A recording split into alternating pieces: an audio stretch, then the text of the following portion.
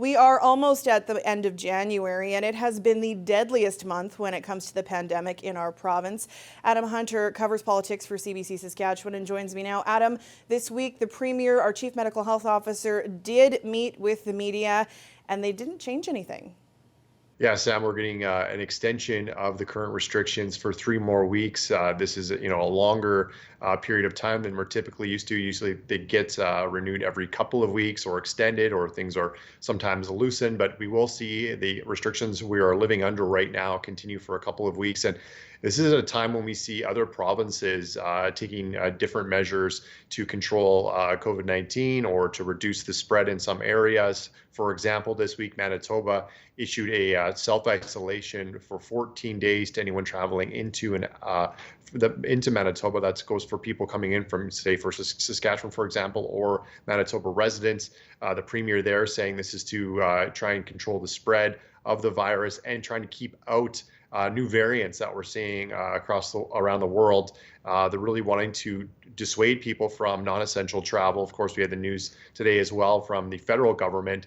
But so far in Saskatchewan, status quo as far as things go. We've seen numbers over the last couple of weeks really steadily drop, not a dramatic drop.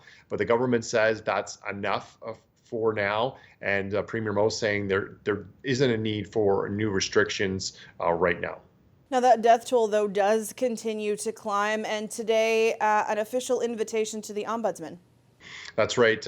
We knew this was coming a couple of weeks ago after calls for an investigation into Parkside Extended Care and the outbreak there and subsequent deaths of residents.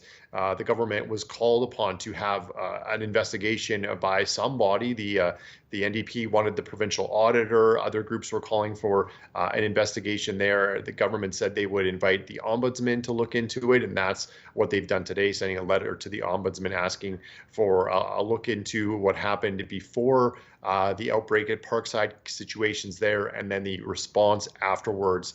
No timeline or as far as what we would expect that to take, but that's something that has been called for by outside groups to look into what happened at Parkside, and that was one of the things that really, sadly kicked off the pandemic and the second wave here in Saskatchewan with just the number of cases there and then the number of subsequent deaths to residents.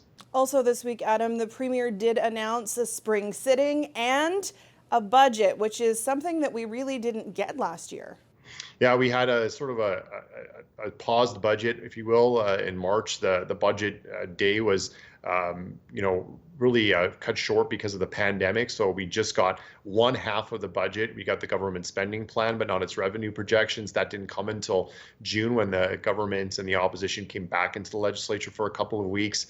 And we're going to get a budget on April 6th. Now, this is later than we're used to. We usually have a March spring sitting. The government's moved it back until April, and then it's going to sit for a period of almost 2 months till the end of May. The NDP is calling that, the government trying to hide from scrutiny. They'd like to have a more traditional spring sitting of a longer time frame. In the past, we've had as many as 13 weeks for a spring sitting, so just 8 weeks roughly for this one. And we'll see a budget on April 6th. Of course, the government saying last year that they're expecting a pandemic deficit. That forecast was about $2.4 billion deficit.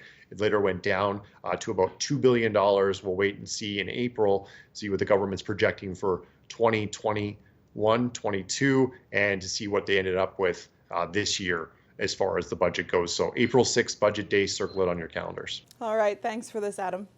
You're welcome. CBC Political Affairs reporter Adam Hunter in Regina tonight.